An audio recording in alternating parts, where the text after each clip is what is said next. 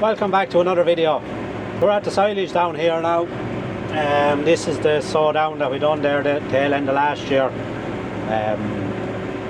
We got a bit of a grazing there earlier on in the spring there, and we dressed it then, kept it up for silage. So it's nice cut stuff on a good heavy cut there.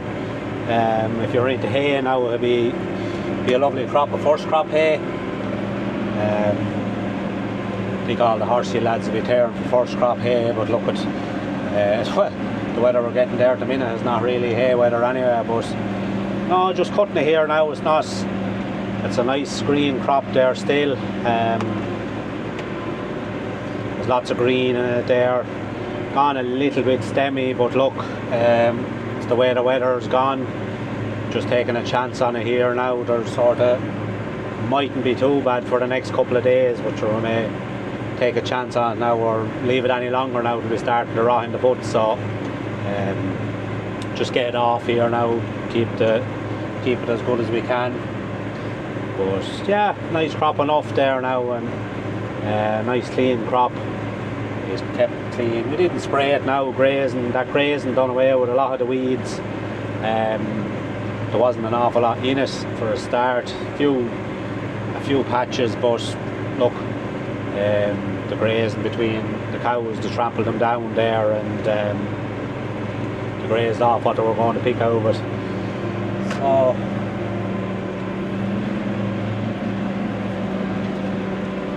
So yeah, look at mowing it. It's a slight, probably mowing it a little lower than I usually do. It's a slight bit lying off, so just have to nose them down a little bit more. But look, it's not mowing that bare either. But yeah, like that's the sward there now, as you can see out there. Like, it's a nice clean cut. No dirt or anything sticking up in it there. So yeah, it should make good silage anyway.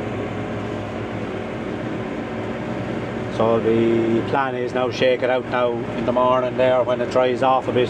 Hopefully now we don't get any rain, and give it a couple of shakings out now. Whether we try bale it up now tomorrow evening or not, we'll see what way the weather is looking. But we don't want to get too wet anyway. So yeah, sure, look at that's really about it. Nothing. Might pop the drone there now for a few rounds there, but that's the mall anyway. So yeah.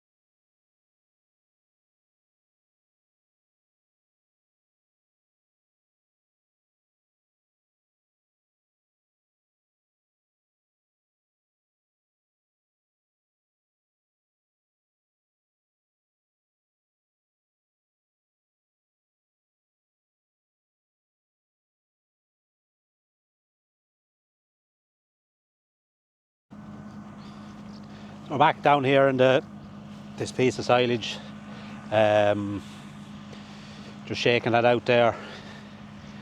You see there, Daniel set up there, is tossing it out there. Steady going enough, so handy enough job for him there, getting used to it. The silage there now is not that awful damp, but the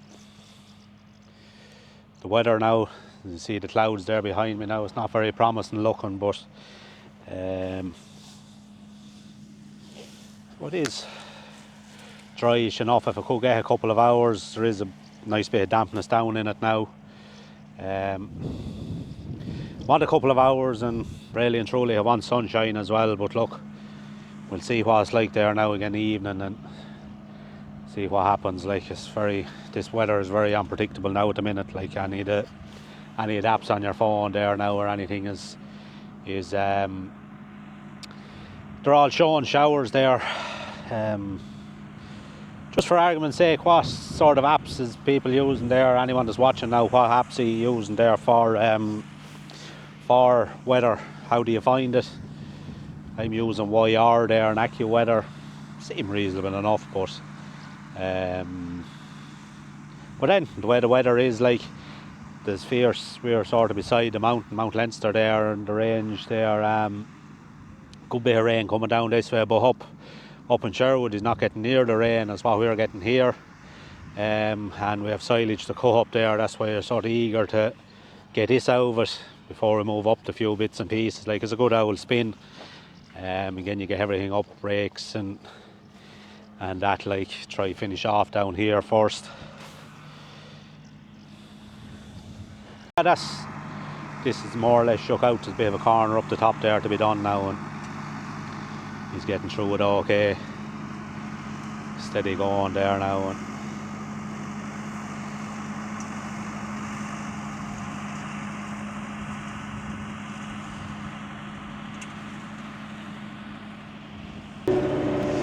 so we're finally after getting the baler into the field. We had rain there overnight, so we lost a few hours there this morning and had to shake it out then again. So it was after dinner there before we got to start raking there. Went to rake then, and wheel was punctured on the rake, so that was another hour gone. So look at, we're in here now anyway. There's only what, 3 more rows to go. So we're getting on well in it. We mowed down a couple of pieces up there in Sherwood as well, so they weren't given that rain for last night, I think, anyway. But today was a reason. Well, it was a bad first half to the day. We have the sun out here and that. There's no wind, but so it should be grand there with additive and the extra wrap on it there. It should be, although when it's damper you don't really need the extra wrap, but look at, I set for it there and I just didn't bother changing it there for these. Although there's more on this now than I thought there was going to be on it. So you have 70 bales made there now. So like, there's what, there's a good 6 acres in this, so it's fairly heavy now. Washer reseeding always pays for itself alright. Like, this was grazed as well. So with it being heavy, we have some lumps in it here now. Just unblock it there. Always a lump when you're getting near full. But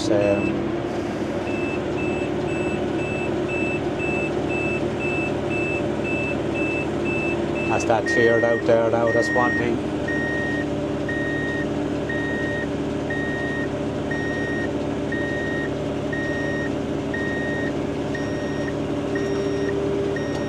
That's one thing about the drop floors. Just drop the floor and lay it on, so it doesn't be too bad.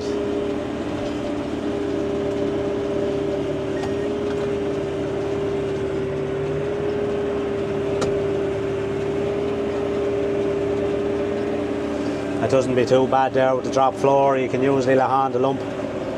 Now, it'd have to be a very bad lump. I wouldn't lay it through, but I've been there too, having to lay out the bale.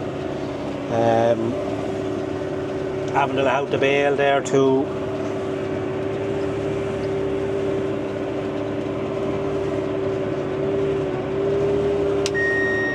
If you get a lump bad enough,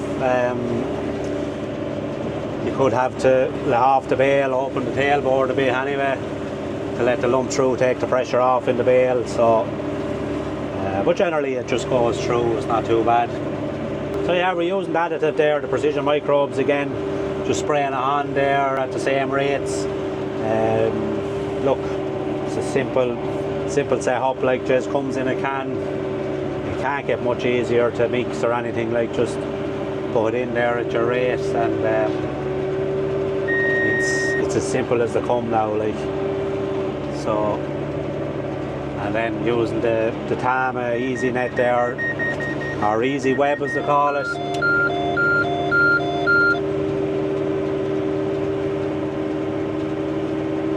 Just simplifies things there when it comes to getting rid of the plastic in the net, like you can lay on the net with the wraps. So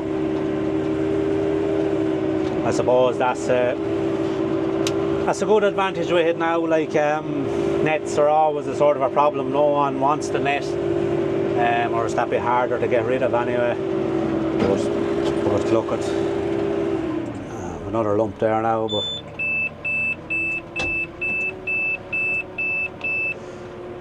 so just drop the floor, PTO on again, up the floor. And we're off. Now, especially there now, the blockages, I have all the knives up there. So like you're going to be, there's that bit more of a load on it, so you're definitely it won't take as much to block it. So yeah, just for the diet feeder, that's sort of why I'm pushing on all the knives, like to chop it as fine as I can, speed up the mixing there during the winter. But yeah, the net there, getting on reasonably well with it there now. Happy enough, no major dramas with it there. So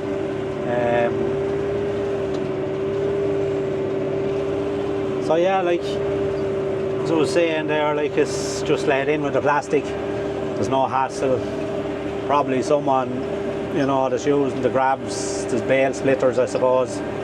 It'd definitely be an advantage to them with the net if they don't have balers to suit the plastic wrap or the plastic nets, or NRF as they call it, to do away with the net. So and balers are becoming more popular now as well, but there's a good few balers like this one on the go as well. So just to keep that market, I suppose, give them lads a chance to get in on that game. So look,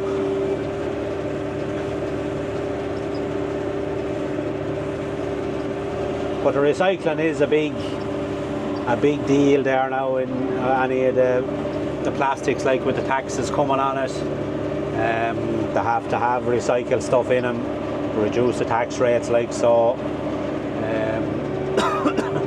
which I suppose it reduces then price as well for us end users. So look at every little bit counts, but everything is getting dearer now. So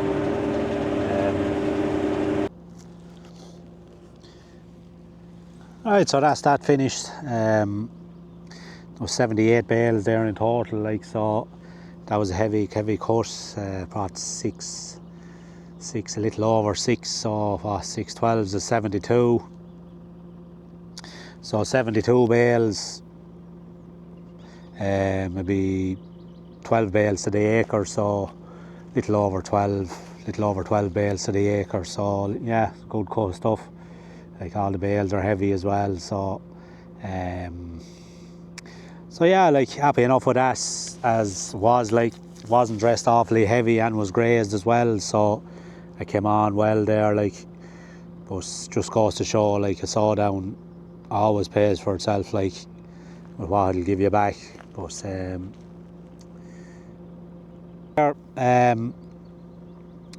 there, as you can see, like, it was heavy and it was lying off a bit. So going down the hill, when you be mowing down the hill, it's a bit hairier, but look, it'll be alright. Won't worry me too much. And I know it leaves it that bit hairier there when it's coming back, but look, it doesn't make an awful difference at the end of the day either. Sort of, if you have to nose it down too much, And at that I had it nosed fairly well, so where it's coming up, like it's cut short enough now. You wouldn't want to be cutting it any shorter, so to nose it down anymore to get what you were going down, you'd probably be shaving it, skinning it out, coming back up. So look, as somewhere in between you have to go. Like, you don't want to be shaving it too much either. So especially so down on his first mowing as well, like it doesn't do to shave it out a bit. So yeah, look, we may see about getting these gathered up now. The boss has gone with a load there, so we'll get these gathered up now, because we have to go up above now with the others now tomorrow, so it'll be a good day in that as well. So yeah. So it's the next day here now. We're up here in Sherwood, and we're getting the silage baled up here. More or less nearly finished this field here now. There's only a few runs to do, but this silage is an awful lot drier now than what we had last night. It's getting a right wilt here now. So that's nice and dry. It's look, it is shot out a bit, but look, there's a good bit of green in it too. That was fairly green there, and I cutting it. It's a sort of, so yeah, like it's grew out fairly well. It's a sort of there, we're waiting for the nitrogen to go over there. It's on as 40 days there at 2 units. Well, it's 45 days, but at 2 units a day. So it should be gone over at like 40 days in theory. Should be where it is. So look, it should be grand in the wilt then as well. So it should take care if there is a little bit in it. It should be grand. But there, yeah, now I have Daniel baling. He was tearing to have a go at it, so he's getting on fairly okay there now. So look at them on there now. It's a handy bit of baling there. So it's a nice run, nice swarts there, and there's no lumps in it. So give him a chance to get his hand in on it. Like, sure, look, he'll never learn any younger anyway. That's one sure thing. So yeah, look, and sure, the boss is gathering him up there. He's back on the road now again, so he's gathering up the bales there, bringing them in as we're baling. So I sort of got sacked here, so I'm just walking around here for a while, keeping an eye on him, but he's getting on grand. So yeah, that's that. This should, we're saying there's only a few more runs in this, and we have a bit of strong grazing ahead of the cows up on top of the hill there as well. And sure, I'll pick it up there when we get up there. So that's this piece of strong grazing done here now. Not very heavy, but look at 16 bales, 16 more than we had there this morning anyway. So there's 5 acres. There's 5 acres in this field here, and I left around it more by the ditches as well. I didn't go into it there. There could be foreign objects in it, so didn't break it up, because as it's after being grazed there, like you see there's fresh tongues in it and that there, like, so I thought the rake would pull them in, which probably would, and it'd sure be in the silage anyway. Sure, it probably wouldn't do it any good anyway, but look at, for the bit of going around here, wasn't too bad. You'd be a bit slower, alright, but look, it's not the end of the world. So that's our first cut silage wrapped up there now. We've what, something over 600. There's something over 600 bales there. I think it's 620 or 25 or something is on the clock there now. So look, we'd want another 250, 300 there anyway, to be sure of having enough over the winter and have some in the bank. And look at, but yeah, happy enough there with the way the silage went. The silage there last night now was damper, but it's a different. That's funny the way the weather is going. Like, the 2 pieces of ground we have is either side of the Blackstairs Mountains, Mount Leinster and along. So it's splitting the weather. We're getting more rain down now the Wexford side. It's not getting as much rain up here. Getting rain, but it's not as constant as it is down with us. So look, This is a good bit drier, but look, what was there last night wasn't too bad either, like, but you'd rather it be a bit drier, but look at them. It is what it is. But this is the cows here now. As you can see, like we're stripping them there onto. So this is more or less like what I'm after mowing there. We're stripping them onto it, making them eat it up. So, like you see there, they're not doing a bad job on it. They're tidying it up reasonably well.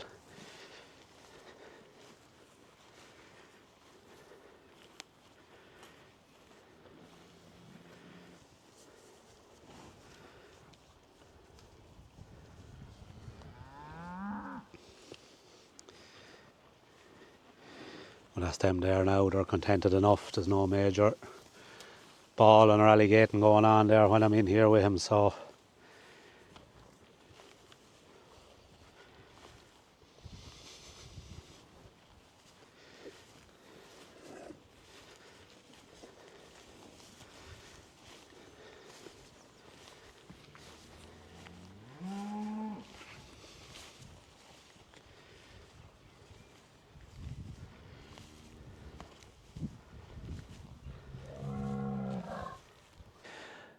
Right lads, we've something a bit different here now this week. We have a machine on trial here. It's a Tone Fert Multi 500 fertilizer application machine. It's a liquid fertilizer.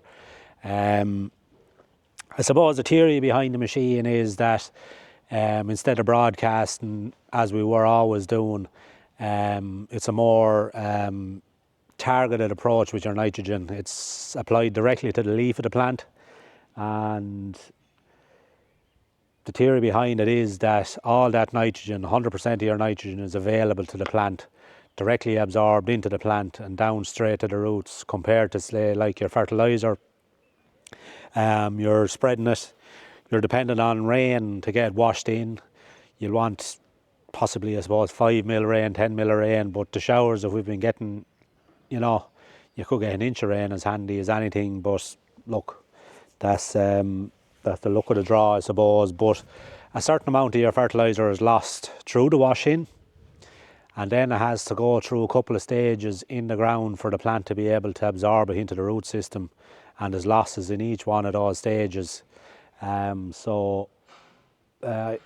think what they reckon is about a quarter to a third of your nitrogen could be lost in the ground between those losses, as well as certain ground it can be locked up in as well. So it's supposed to do away with all that. But yeah, the machine is simple enough. You fill with water. You can use urea nitrogen, add in your urea, let it mix away there, and it'll melt down the urea into the suspension. And then obviously then spray it out as you go along. As you can see here is a little engine on the front of it there, so it's ideal for being used behind a quad or Jeep, or you can pull it with a tractor too, and with a ball hitch. It's a handy sized machine, possibly for bigger areas it may not be ideal, but look, for what we be looking for doing on grazing and that, like, it'll be ideal for going ahead of cows before you let them in. That's seemingly the approach of this now, to spread, say, five days to a week ahead of the cows going in to graze out a paddock or a field. You get your nitrogen on. The nitrogen is time enough. You'll be only putting on about 10 units. It's supposedly the equivalent, 10 to 12 units is the equivalent of a bag of nitrogen, which is the typical round of fertilizer for grazing. So you put on your 10 or 12, and within the week the nitrogen has gone to the roots and in the ground, ready to rock, like when they're pulled off it again, compared to grass or compared to normal fertilizer. You graze out a couple of days and you spread it on, and then depending on whether you get rain in time and what have you, your fertilizer could be a week to 10 days nearly before the fertilizer is ready in the ground. So in that case you're hitting the ground running, or that's what we're being told anyway, that it's ready to go. And there's only one way to find out with any of these machines, is to get a run out of them before you take the jump. So yeah, we have a trial of this for a month, and we'll be trying a few different things. It'd be interesting to see now on hilly ground and what have you, how the quad will handle it. Some of our ground is heavy enough, but I suppose you'll have to work ground right, spread off level bits, and then go on to the banky ground with say a half load or quarter load or whatever it takes, and work it that way. There's also the machines, you can apply anything that'll melt into the water. You can apply say trace elements, so we'll be putting in a bit of Epsom salts there, magnesium. I've seen it over the years when we were at Spuds and at Corn, you'd add in Epsom salts there, and you would get a good response. Like, it'd bring a dying crop back, put life in it, and especially then with the nitrogen going on as well, give it that bit of a kick, like to bring it back to life. So I'm presuming grass will be the same, that it can only benefit grass, and as well as that you're getting your magnesium into the grass as well. So look, it'll be an idea there. And also molasses can be used through it, and it's supposed to be a great boost to the ground, to the soil itself, to get the little bugs and bacteria in the soil working. So look, we'll try different things. We'll split fields, and broadcast, use this lad, and look, we'll see. I've no real way of measuring grass, but look, it shouldn't be too hard. I'll either get a plate meter off someone, or look at grass measuring now. Look, you should, at this stage now, I should be able to say whether grass is growing better on one part than the other part. But look, if it's down to that fine a detail. And there's a lot of different things there, reading down in the booklets and that, like, or watching the information on these. There's a lot of different things you can add into your mixes. There's floured lime, which is lime that's ground down very fine now. It's like, it'd be nearly like baking flour for baking cakes and that. There's so many things that can be added into it. Gypsum. Now, gypsum is something I'd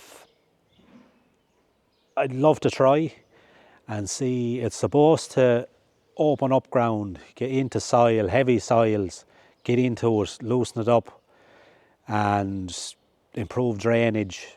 And there's only one way you'll find out either. Like, you can read all this stuff, but we'll do a bit on that, and we have ground that. Now, look, it's not going to show us anything in a month, I presume. That'll be over years of use, I'd imagine. That's not going to happen like in the month that we have it. But look, if we were to go down that road, it might be something that we could be looking into. But yeah, the machine is simple, as I was saying there. There's an engine on the front there to do the mixing, and you just add in your materials then and let it do its mix. So we'll just start it up here and we'll give a look at mixing. I'm not going at it now because I have to collect the urea. We had urea left over. Urea is seemingly the best form to use through it. You can melt down any of the rest of them, cans, nitrogens. But urea is seemingly the most readily available on the plant leaf to get straight into the plant. So we'll go with urea and see where we're going from there.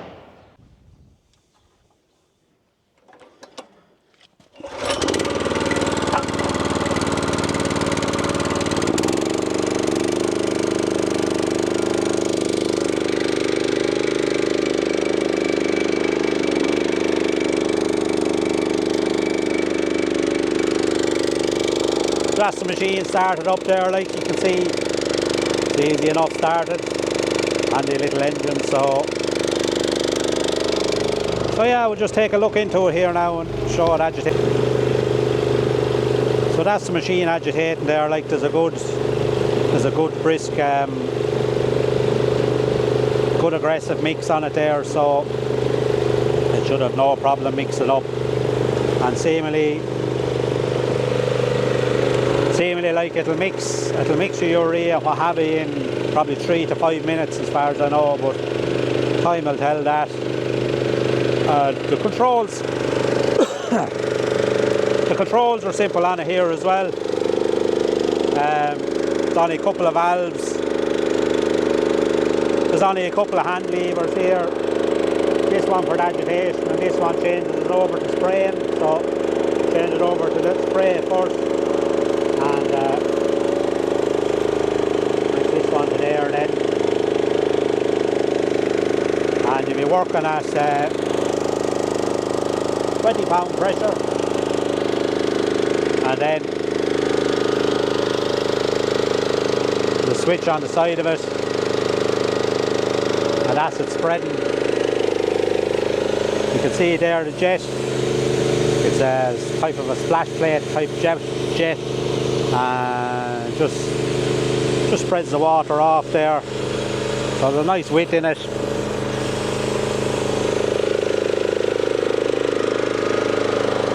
And there's just a simple little box with it, just the cable going back on and off there on a switch, and that's it stopped there then. So like the theory behind the machine is that you can reduce your fertilizer by up to 50%, which is fair big claims, like that's a fair statement to make. And look, we'll have to see, but like there'll be a lot of things to have to be got in place for that to happen, but you should be getting a reduction of between a quarter to a third, so like that's nothing to be sniffed at now. Like with the price of fertilizer as it is, if you could reduce, like if you can get to 50%, like geez, that's the holy grail, like. But that takes a bit of working up to getting your soil right, get everything right. You have to have all your ducks in a row, like for that to happen. So, but look, if like even if you could reduce it by a quarter, like that'd be a savage saving, like at the cost of fertilizer, like at the minute there. You have urea at 500 a ton, you have your nitrogens at 300 to 340, I suppose, at the minute there, depending on what you're getting. So like you start reducing that usage, it has to have a great effect on your bottom line, like. So look, over the next few weeks now we'll be trying this and see what can we see, and sure look at like these machines. There's a lot of these machines out. They're built in New Zealand. There's a lot of machines on the road out there. I think there's a good scatter in England. I haven't seen any here, but there is a few scattered around the country. So, but like if anyone is watching this and they have one of these or know of one, should drop in the comments and see. Just say how you are getting on, what we using, what are you using in it. Look, any tips, tricks, or what have you to sort of see in the timeline that we have this machine, like to get the most out of it, see something fairly quick, and sure look at. We're going to finish up the video here now. Hopefully you enjoyed it, and hopefully you'll be sticking around there now and see what results we can get. And sure look at, as always, maybe give us a like and a subscribe, and sure we'll see you in the next one.